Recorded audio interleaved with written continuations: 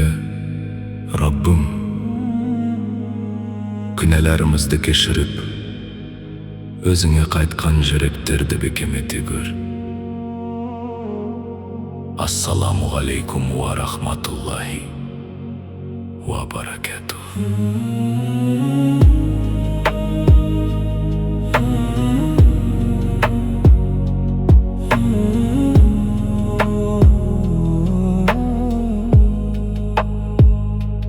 Arabadan ümit ben tövbe arası, жазылар бүгін жүректің терең жарасы. Қол жайып тұрған миллиардтаған қолыңа, көз салар хақтың шексіз әркен панасы. Ya Allah, кешір қателік пенен күнәні,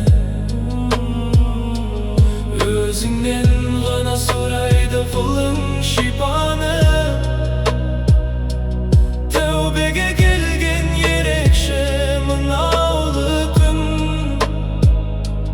қабыл ете гөр ықылас толы дұғаны.